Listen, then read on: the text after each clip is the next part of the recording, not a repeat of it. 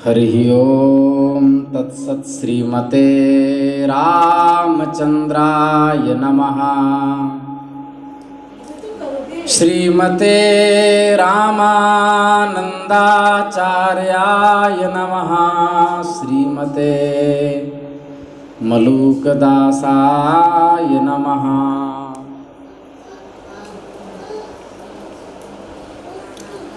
सीतानाथ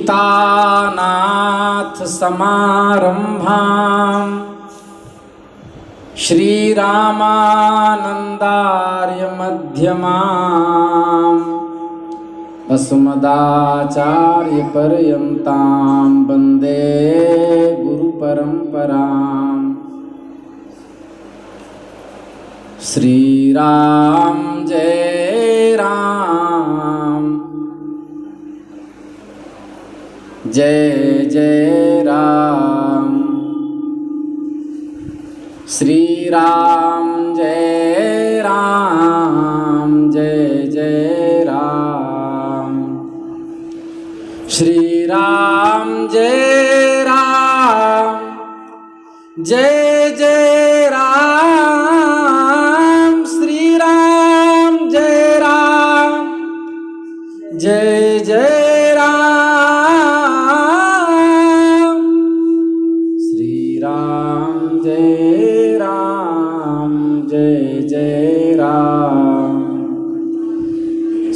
राम जय राम, जय जय राम। सीताराम जय सीताराम, राधे श्याम जय राधे श्याम। नमः पार्वती पतये, हर हर महादेव।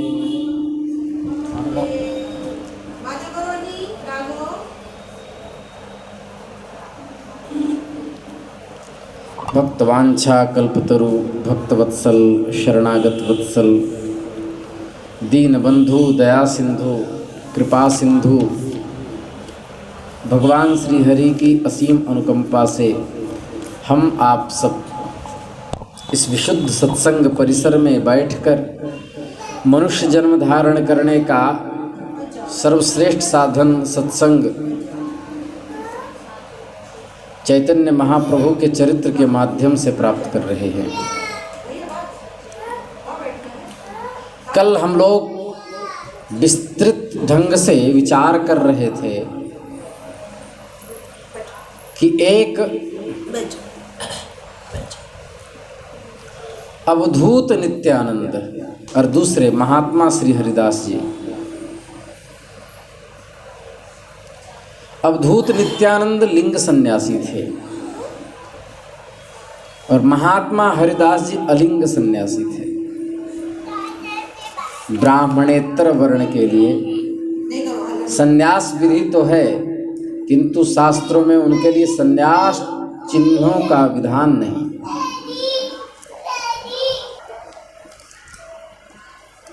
तो वे विदुर की भांति अलिंग सन्यासी होते हैं। प्रभु ने नित्यानंद और हरिदास जी को बुलाकर कहा, अब इस प्रकार एकांत में संकीर्तन करते रहने से काम नहीं चलेगा। अब हमें नगर नगर घर घर में हरिनाम का प्रचार करना होगा। यह काम आप लोगों के सुपुर्द किया जाता है, ऐसा महाप्रभु ने उपदेश किया। श्री हरिदास जी को एकांत में कीर्तन करने से स्वयं का कल्याण होगा, जगत में नाम प्रचार करने से जगत का भी कल्याण होगा। क्योंकि सर्वे प्रपत्तेरधिकारिणो मता, वैष्णव मताब्ज भास्कर का सिद्धांत जो है यह संपूर्ण वैष्णव संप्रदाय में लागू होता है। भगवान के शरणागति के सभी अधिकारी हैं, हरिनाम के सभी प्राणी अधिकारी हैं। ब्राह्मण से लेकर चांडाल तक, विद्वान से लेकर मूर्ख तक, सबको समान भाव से हरिनाम का उपदेश आप लोग करें। उससे भी संकीर्तन करने की प्रार्थना करें। श्री कृष्ण भगवान आपके इस कार्य में सहायक होंगे, ऐसा आशीर्वाद भी दिया। प्रभु का आदेश पाकर के दोनों हरिनाम वितरण के लिए निकल पड़े। दोनों एक ही उद्देश्य, एक ही काम के लिए साथ साथ चले थे, किंतु दोनों के स्वभाव में आकाश पाताल का अंतर था। ये वो हरिदास जी थे जो नित्य भावमग्न होते थे, और ये वो अवधूत शिरोमणि नित्यानंद थे जो इतने आयु में भी बचपन की तरह, बालकों की तरह व्यवहार करते थे। चंचलता तो इनमें श्री कृष्ण की तरह थी, जैसे श्री कृष्ण बाल स्वभाव में थे।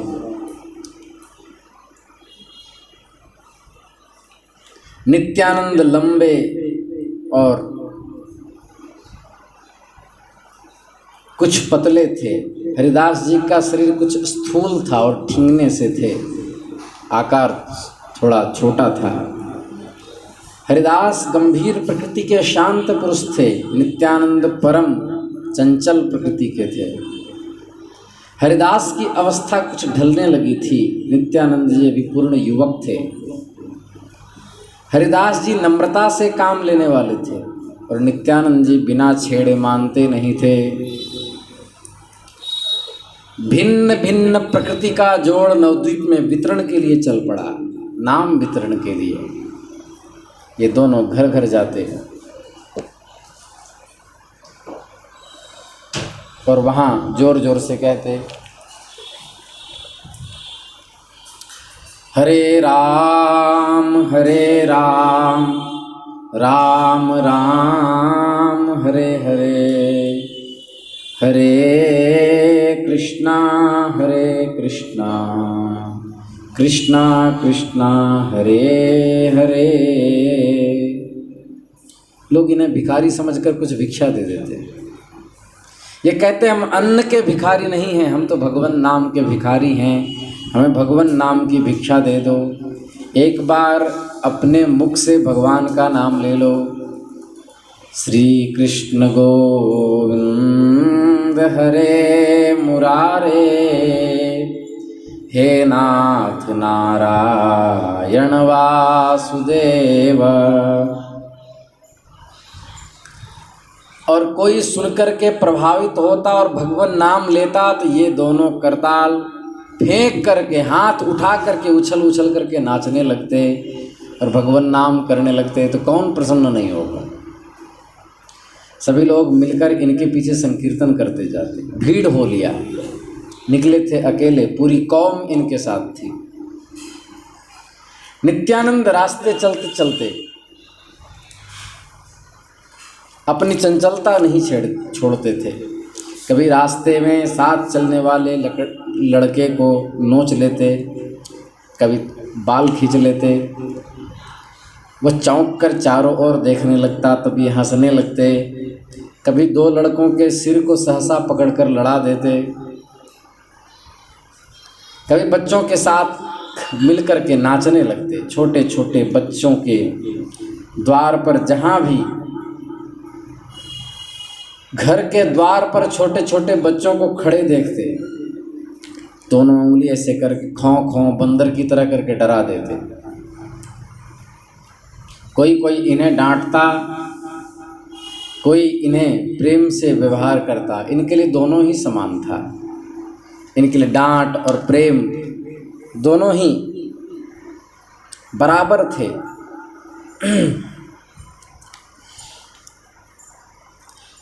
उसे गुस्से में देखकर आप उपेक्षा के भाव से कहते, कृष्ण कहो, व्यर्थ की जिह्वा को कष्ट क्यों देते हो, क्रोध करके क्या मिलेगा। राम के बिना हो भैया, राम के बिना जल जाए जिह्वा पापिनी, राम के बिना जल जाए जिह्वा पापिनी, राम के बिना। जब वो और क्रोध में चिल्लाता कि बदमाशी करते हो और ज्ञान देते हो, तब ये जोर से कहते हरे रामा हरे रामा राम रामा हरे हरे।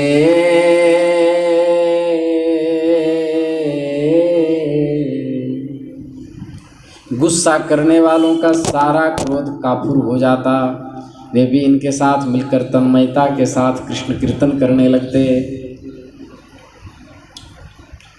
ये निर्भीक भाव से स्त्रियों में घुस जाते और कहते माताओं मैं तुम्हारा पुत्र हूँ, पुत्र की इस प्रार्थना को स्वीकार करो, एक बार भगवान के नाम का जयकारा करो, भगवान नाम का उच्चारण करो। इस प्रकार सरल सरस निष्कपट भाव को देख करके माताओं का हृदय पसीज जाता, वो भी भगवान नाम लेने लगती, कृष्ण कीर्तन में निमग्न हो जाती। शाम को आकर प्रचार सभी वृत्तांत जितने प्रचार करते उसका वृत्तांत महाप्रभु से आकर के कहते कि आज हम लोग यहाँ गए थे, ऐसे लोग मिले, ऐसे कीर्तन हुआ, ये हुआ ये हुआ। अब तो प्रभु का यश चारों ओर फैलने लगा, दूसरे दूसरे लोग भी प्रभु को दर्शन को आते, भक्त तो इन्हें साक्षात भगवान का अवतार ही बताते थे।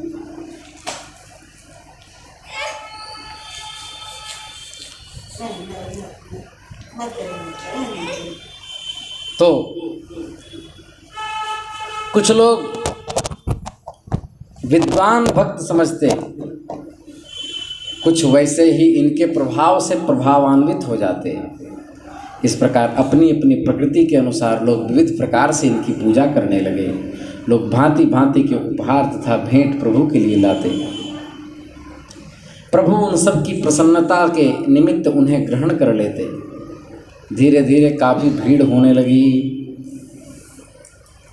नित्यानंद जी और हरिदास जी के भगवान नाम के प्रचार का प्रत्यक्ष प्रभाव संपूर्ण दिग दिगांतर से होते हुए नवद्वीप में दृष्टि गोचर होने लगा।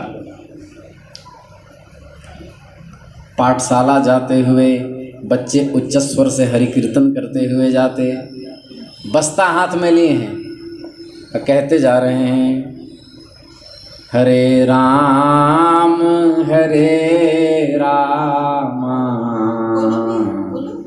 राम राम हरे हरे। धीरे धीरे हरे कृष्णा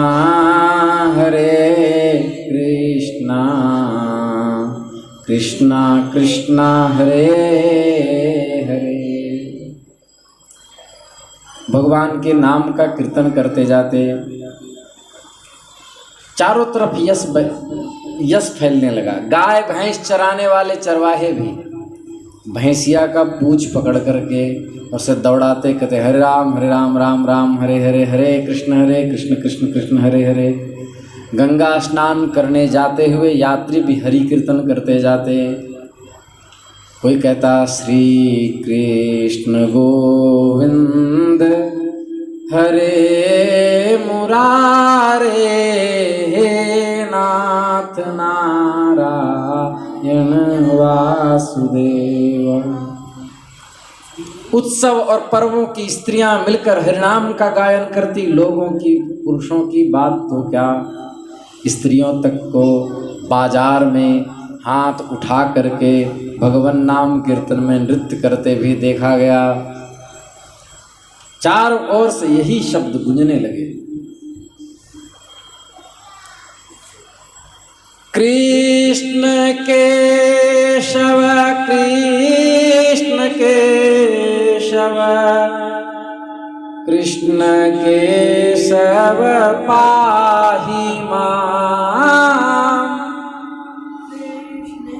राम राघव राम राघव राम राघव रक्ष मां। कुछ लोग कहते रघुपति राघव राजा राम पतित पावन सीताराम। रघुपति राघव राजा राम, पतित पावन सीताराम। ईश्वर ब्रह्म है तेरो नाम, पतित पावन सीताराम। ईश्वर ब्रह्म है तेरो नाम, पतित पावन सीताराम।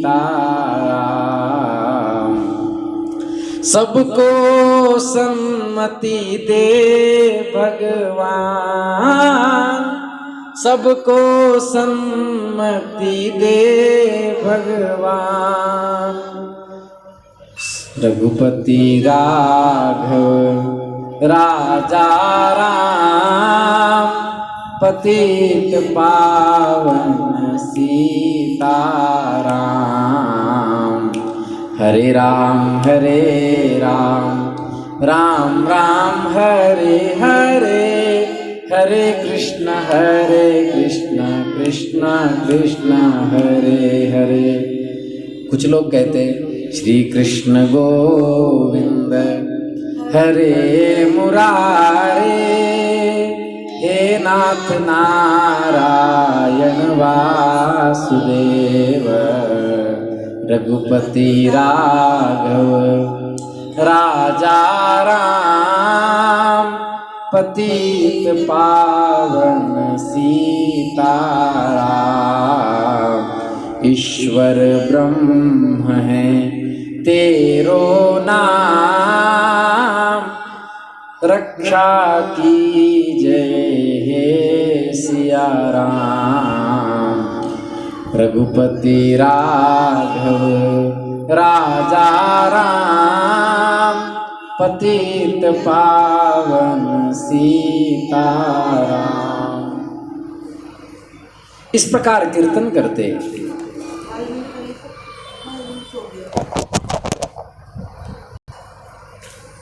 यदि इस संपूर्ण संसार में साधु पुरुषों का अस्तित्व न होता,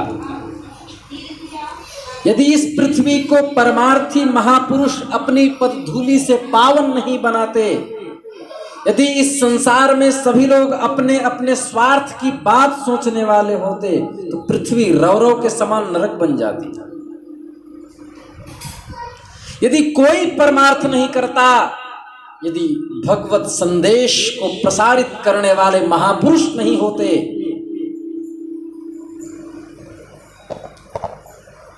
यदि इस पृथ्वी पर पुराण उपनिषद आदि शास्त्रों का प्रवचन नहीं होता, महापुरुषों के चरित्र नहीं होते, तो पृथ्वी और नरक में कोई अंतर नहीं रह जाता।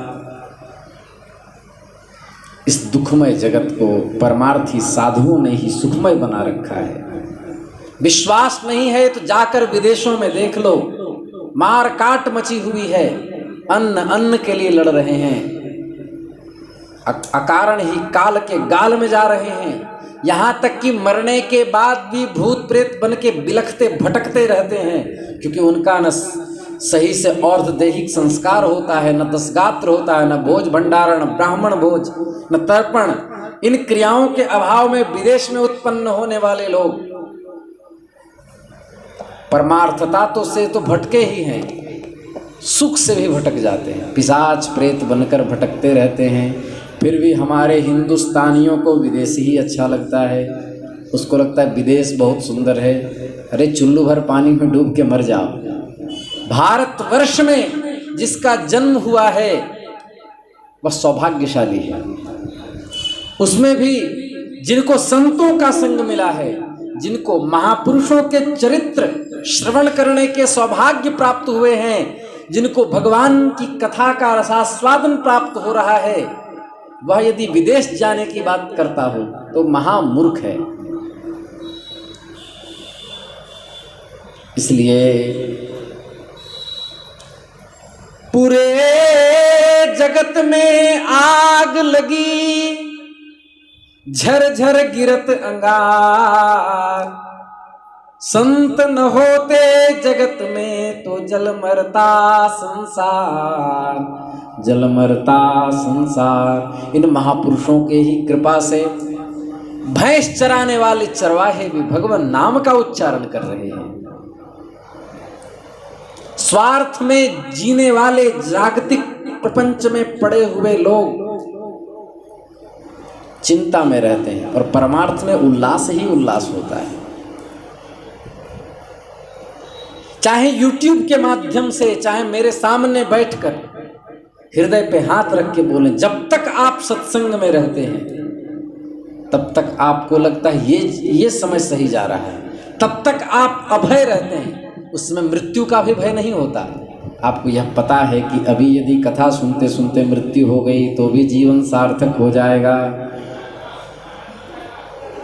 परमार्थ निर्भीक और निडर होता है, स्वार्थ सदा भय ही बनाता रहता है। परमार्थ सेवन से धैर्य बढ़ता जाता है, अधिक से अधिक धीरज आता है। स्वार्थ सेवन से धैर्य का नाश होता है। यदि अविचार युक्त पुरुष, पाप करने वाले, क्रूर कर्म करने वाले पुरुष पृथ्वी पर विद्यमान न हो तो महात्माओं की दया, सहनशीलता, नम्रता, परोपकारिता, जीव मात्र के प्रति अहेतुकी बुद्धि, अहेतुकी कृपा, ये प्रकाश रूप से सामने नहीं आएंगे। क्योंकि दरिद्र न हो तो अमीर को पूछेगा कौन। इसलिए दुष्टों की संख्या की बाहुल्यता भी है। क्यों? संतों के महिमा को महिमान्वित करने के लिए। क्या मधुकैटभ, रक्त बीज यदि न होता तो भगवती दुर्गा का चरित्र कहाँ होता? दुर्गा सप्तशती कहाँ होती? हिरण्यकश्यप न होता तो प्रहलाद जी महाराज की महिमा कैसे गाई जाती?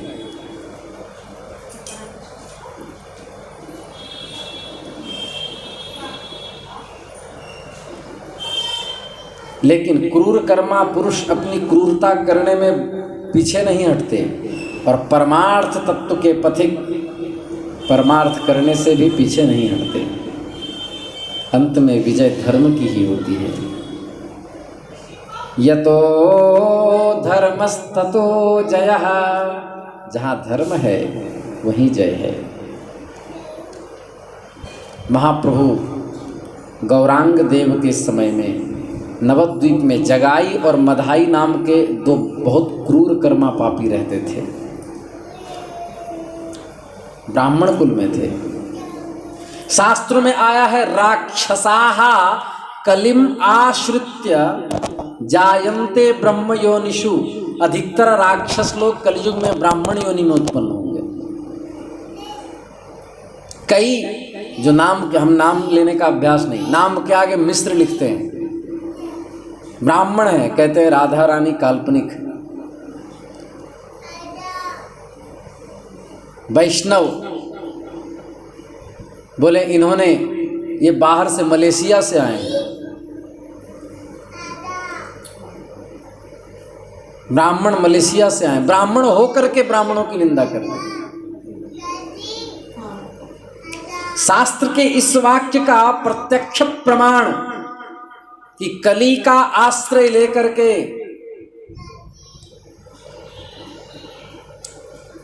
राक्षस ब्राह्मण योनि में आएंगे, ये साक्षात प्रमाण। जगाई और मधाई थे, ब्राह्मण कुल में थे। ये गौड़ेश्वर की और नदिया के कोतवाल बनाए गए थे। कोतवाल क्या थे? ये प्रजा का संहार करने वाले बिना छत्र के बादशाह थे। कोई भी जगत में ऐसा दुष्कर्म नहीं था जो इनसे न बचा था। मनुष्य के विनाश के लक्षण क्या हैं? समझ लेना, जब ये चीज़ आ गई है तो उसका विनाश हो जाएगा। श्रीमद् भागवत के 7वें स्कंद के 4 अध्याय का 27वां श्लोक। यदा देवेषु वेदेषु गोषु विप्रेषु साधुषु धर्मे मयि च विद्वेषः सवा आसु विनश्यति। ये अवगुण जिसके अंदर आ गए, समझ लेना अब उसका विनाश होने वाला है। जिस समय मनुष्य देवताओं से, वैदिक कर्मों से, गौओं से, ब्राह्मणों से, साधु महात्माओं से और धार्मिक कृत्यों से द्वेष करने लगता है, उसका शीघ्र नाश हो जाता है। इनसे कोई बात बची नहीं थी जगाई मधाई से। देवताओं के मंदिर में जाना तो उसने जन्म से ही नहीं सीखा था। ब्राह्मण होने पर भी वेद का नाम तक नहीं जानता था। मांस तो इसका नित्य प्रतिप्रिय भोजन था। साधु ब्राह्मणों की अवज्ञा कर देना तो इसके लिए साधारण सी बात थी। अच्छे अच्छे कर्मकांडी विद्वान ब्राह्मण इसके नाम से थरथर कांपते थे। किसी को इनके सामने जामने की हिम्मत नहीं होती थी। धर्म किस चिड़िया का नाम है ये इसे पता भी नहीं था। धर्म किस वृक्ष पे रहता है यह भी नहीं पता था। धनियों के यहाँ डाका डालना, लोगों का कत्ल करा देना, पतिव्रताओं के सतीत्व को नष्ट करा देना, यह तो इसके लिए साधारण से कार्य थे। ये जगाई मधाई था, न किसी से सीधी मुंह बात करता था, न किसी के पास बैठना होता था। खूब मदिरा पीता था और मद से मतवाले होकर पाप कर्मों में प्रवृत्त रहता था। अब के इस मोहल्ले में इसका डेरा पड़ गया। मोहल्ले में 10-10, 20-20 दिन रहता। जिस मोहल्ले में इसका डेरा पड़ जाता, मोहल्ले के लोगों के प्राण सूख जाते। कोई भी इसके सामने होकर नहीं निकलता, सभी आंख बचा करके निकलते थे। इस प्रकार इसका पाप इतनी पराकाष्ठा को प्राप्त हो गया था कि उस समय नवद्वीप में अत्याचार के लिए रावण कंस की तरह, वक्रदंत शिशुपाल की तरह, नदीर शाह गजनी की तरह, डायर ओडायर की तरह, ईस्ट इंडिया कंपनी की तरह इसके भी दुर्दांत घटनाएं प्रसिद्ध हो चुके थे। एक दिन ये शराब पी करके मदिरा से मत्त होकर पागलों की भांति प्रलाप करते हुए लाल लाल आंखें किए जा रहा था। रास्ते में जगाई मधाई को इस दशा में देख नित्यानंद और श्री हरिदास जी चिंतित हुए। नित्यानंद जी ने लोगों से पूछा, क्यों जी, ये लोग कौन है इस तरह पागलों की तरह बर्ताव करते हैं, बकते जा रहे हैं, वेशभूषा से तो कोई सभ्य जान पड़ते नहीं। लोगों ने सूखी हंसी में उत्तर दिया, मालूम पड़ता है अभी आपको इनसे पल्ला नहीं पड़ा है, अभी पाला नहीं पड़ा है, तभी ऐसी बात पूछ रहे हैं। ये यहाँ के साक्षात यमराज हैं। पापियों को भी संभवतया यमराज से इतना डर नहीं लगता जितना इनसे डर लगता है पुण्यात्माओं को। इन्होंने जन्म तो घर में लिया, किंतु ये काम चांडाल से भी बढ़कर करते हैं। आप कभी इनके सामने होकर मत निकलना, इन्हें साधुओं से बड़ी चिढ़ है। यदि आपको देख लिया तो समझ जाइएगा कि उस दिन आपका झरा भंडारा होने वाला है। परदेसी समझकर हमने यह बात आपको समझा दी है। नित्यानंद जी को दया आ गई। ये सोचे, जो लोग नाम में श्रद्धा रखते हैं, सत्कर्म में चेष्टा रखते हैं, सुंदरकांड आदि का पाठ करते हैं, भगवान की से शुद्ध बुद्धि हो, हम सन्मार्ग पे रहें ऐसी प्रार्थना करते हैं, ऐसे लोग तो भक्त हो ही सकते हैं। किंतु यदि ऐसे पापी भी पापाश्रय को छोड़कर भगवान नाम का आश्रय ले लें, तब तो भगवान नाम की महिमा है। अपतु अजामिल गजी गनिकाऊ भय मुक्त हरि नाम प्रभाऊ। इनको दया आ गई। ये सोचे कि मैं इसको भगवान नाम का उपदेश दूंगा, किसी प्रकार इसका उद्धार होना चाहिए। नित्यानंद जी मन ही मन विचार करने लगे। एक महात्मा भी किसी के उद्धार का संकल्प कर ले तो उसके उद्धार होने में कोई संदेह नहीं है, उद्धार तो होगा, अवश्य होगा। एक भी कोई भगवान का पागल ये अंतःकरण में दृढ़ निष्ठा बना ले कि इसका उद्धार करना है, वो भी नित्यानंद जी से जैसे अवधूत, फिर उद्धार में देरी ही क्या थी। दोनों भाइयों के उद्धार की चिंता होने लगी। ऐसा लग रहा था मानो अब इसका सौभाग्य कुछ काल के लिए ही इससे दूर है। नित्यानंद जी ने अपने मन के भाव हरिदास जी से प्रकट किए। हरिदास जी ने कहा, अरे महाराज, हम तो बूढ़े हैं, जानबूझ के बर्रों के घर में उंगली क्यों डालते हो?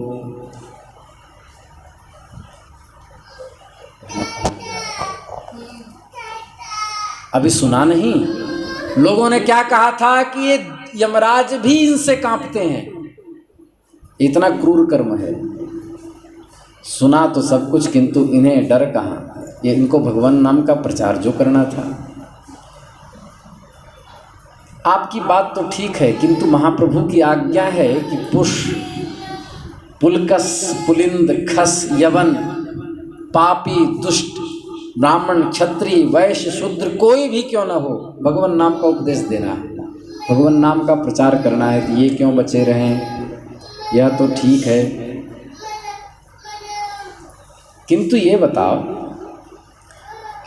भगवान नाम का उपदेश करो, किंतु एक व्यक्ति विशेष को उद्देश्य करके जिसके बारे में जान गए हो कि वह खतरनाक हो सकता है, तो जानबूझ के खुट्टा में माथा क्यों डालते हो? नित्यानंद जी कहा, देखिए, जो अधिक बीमार होता है उसको औषधि की ज़्यादा आवश्यकता होती है। ये अधिक बीमार हैं, इस संसार से की बीमारी से ग्रस्त हैं, इन पर कृपा होनी चाहिए। इनके इतने क्रूर कर्मों का भगवान नाम से ही प्रायश्चित्त हो सकता है, इनकी निष्कृति का दूसरा कोई मार्ग नहीं। हरिदास जी ने कहा, जैसी आपकी इच्छा। भगवान नाम का अधिकारी समझते हैं यदि इसको, तो इसमें कोई आपत्ति नहीं, मैं भी आपके साथ चलने को तैयार हूँ। हरे राम राम राम हरे हरे, हरे कृष्ण कृष्ण कृष्ण हरे हरे। तेज तेज आवाज़ में बोलते हुए जगाई मदाई के सामने से निकल रहे थे। इन दोनों को बादशाह की और से थोड़ी सी फौज भी मिली हुई थी, ये सदा साथ रहते थे। ये दोनों सन्यासी निर्भीक होकर के भगवान नाम का आश्रय लेकर जा रहे हैं। यह देखते ही ये झेप गया, तुम लोग कौन हो और क्या चाहते हो? नित्यानंद जी ने कहा, कृष्ण कहो कृष्ण भजो लेहु कृष्ण नाम, कृष्ण माता कृष्ण पिता कृष्ण धन प्राण।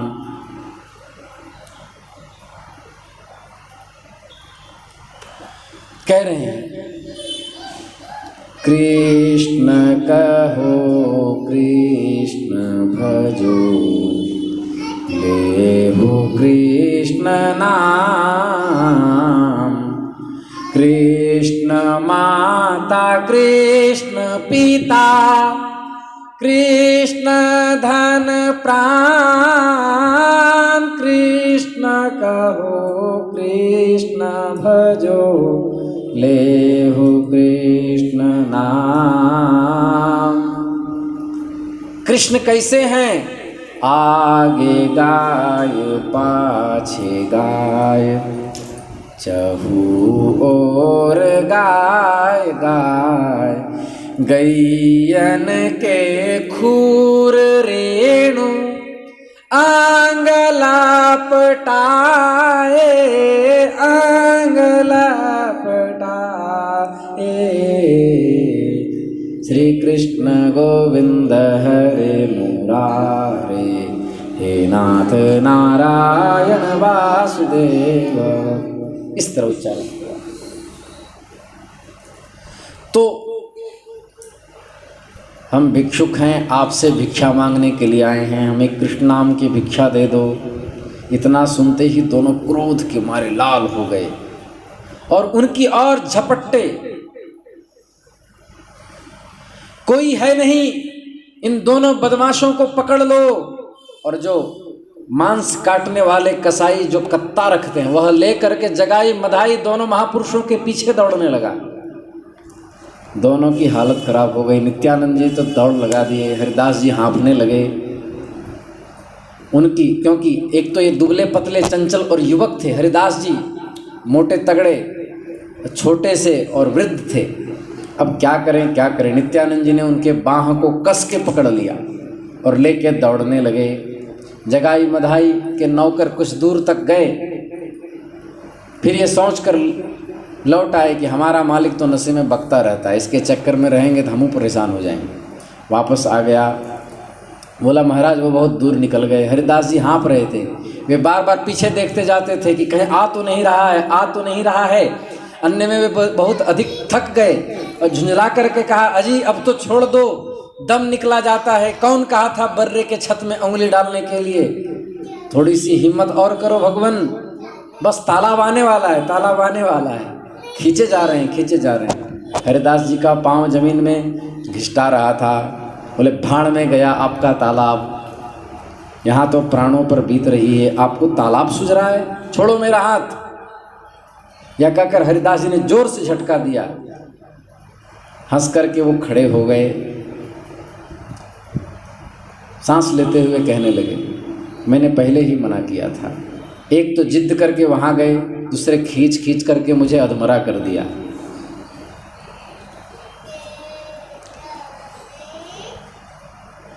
बोले हम आपको इसलिए लेके गए थे, आप ही तो हम दोनों में बुजुर्ग हैं। बोले बुजुर्ग है पत्थर, मेरी सम्मति से गए थे तो वहां से भाग क्यों गए?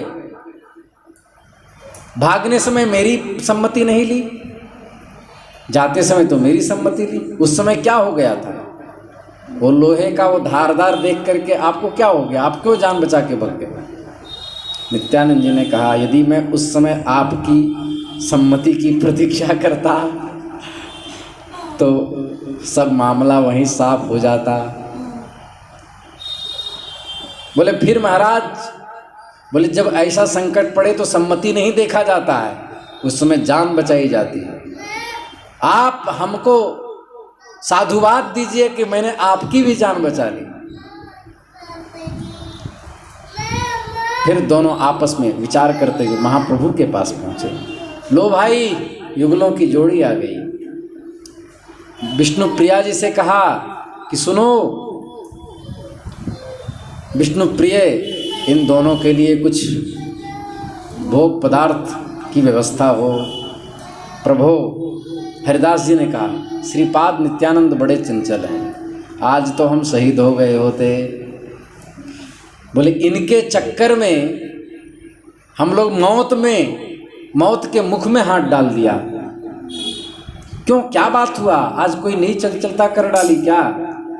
बोले लोगों ने बार बार कहा कि उस पक्के पास मत जाओ, वो यमराज से भी खतरनाक है, लेकिन इन्होंने माना नहीं। इनको तो भगवान नाम के प्रचार की सूझ रही थी। ये उन दोनों पापियों, क्रूर कर्मा डकैतों से जाके कह रहे हैं कि कृष्ण कहो, कृष्ण भजो, लेहो कृष्ण नाम, कृष्ण माता, कृष्ण पिता, कृष्ण धन प्राण। हरिदास जी की बात सुनकर नित्यानंद जी से प्रेम वशात महाप्रभु ने कहा, श्रीपाद, उन लोगों के समीप जाने की क्या आवश्यकता थी? थोड़ी कम चंचलता किया कीजिए। ऐसी चंचलता किस काम का जब जान ही खतरे में पड़ जाए। नित्यानंद जी के आंखों में अश्रुधार थे। बोले भगवान, आप ये जिम्मा किसी और को अब सौंप दीजिए, हमसे नहीं हो पाएगा। एक तरफ आप कहते हैं कि ब्राह्मण, क्षत्रिय, वैश्य, शूद्र, पुलकस, पुलिंद, खस, यवन, ये तो ठीक है, चांडाल पर्यंत तक सर्वे प्रपत्तेरधिकारिणो मता। इस सिद्धांत के अनुसार सभी लोग भगवत धाम के अधिकारी हैं, भगवान नाम के अधिकारी हैं। ये सब बातें कहने के बाद आज आप कह रहे हैं कि वहां जाने की क्या आवश्यकता थी? प्रभु आप ये बताइए, यदि हम लोग इसकी चिंता नहीं करेंगे तो कौन करेगा?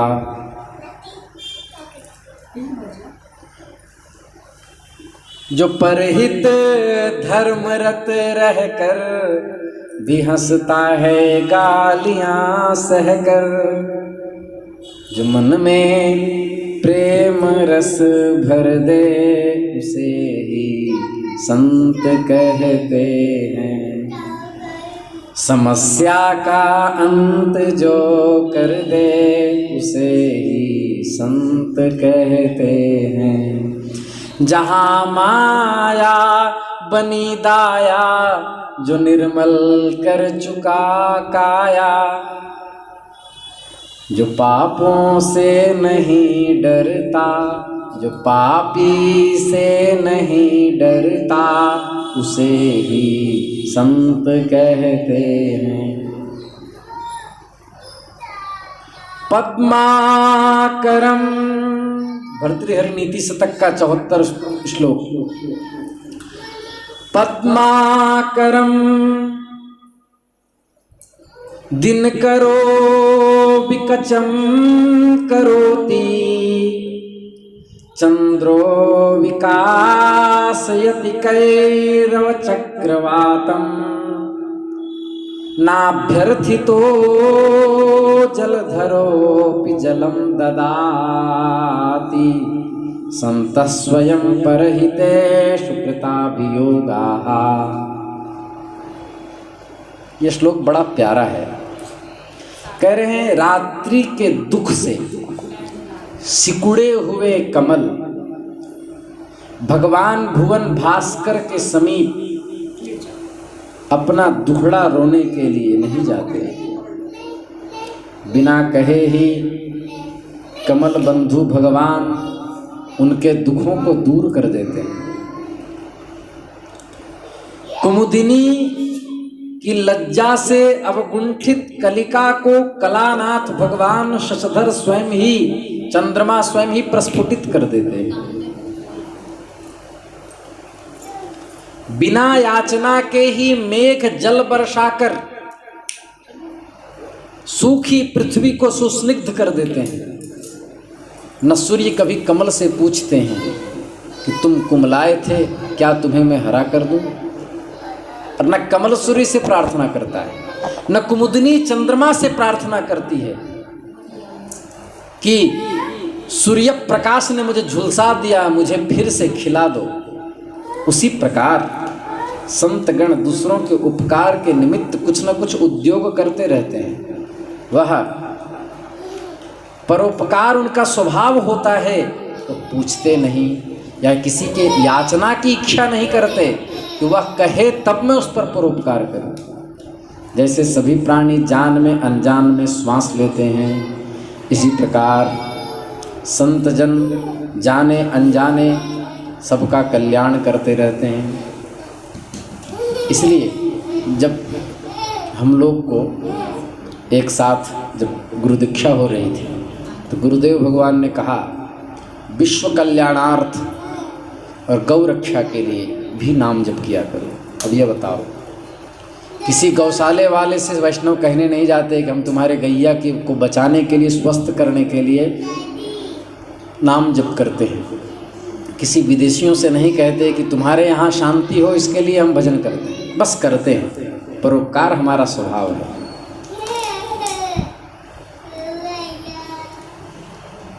परोपकाराय बहंती नद्याः, नदी ये नहीं देखता कि हमारे यहाँ हिंदू हमारा जल पीते हैं कि मुसलमान, कि सिख, कि ईसाई, कि पारसी। परोपकाराय फलन्ति वृक्षाः, वृक्ष फल देते ये नहीं देखते हैं कि चोर खाएगा कि इंसान खाएगा, माली खाएगा कि शैतान खाएगा। परोपकारार्थमिदं शरीरम, ये शरीर परोपकार के लिए। साधूनां दर्शनम पुण्यम तीर्थभूता हि साधवः कालेन फलते तीर्थम। क्या सुंदर श्लोक। सद्यः साधु समागमः, साधु का शरीर तीर्थ स्वरूप होता है, उनके दर्शन से ही पुण्य होता है। साधुओं और तीर्थों में एक बड़ा भारी अंतर है माता जी। तीर्थ में जाने से तीर्थ के सेवन का फल कालांतर में मिलता है, किंतु साधुओं के समागम का फल तत्काल मिल जाता है। अतः सच्चे साधुओं का संग तो बहुत दूर की बात, उनके दर्शन ही कोटि तीर्थों से अधिक होता है। इसलिए संतों का संग कीजिए। कल हम लोग जगाई मधाई के उद्धार का प्रकरण सुनेंगे। श्री वृंदावन बिहारी लाल की जय। जेहि घट दया तहाँ प्रभु आप, जेहि घट दया तहाँ प्रभु आप। अपना सा दुख सबका जाने, ते के निकट नावे पाप। अपना सा दुख सबका जाने, ते के निकट नावे पाप। जेहि घट दया तहाँ प्रभु आप, जेहि घट दया तहाँ प्रभु आप। नमः पार्वती पते हर हर महादेव।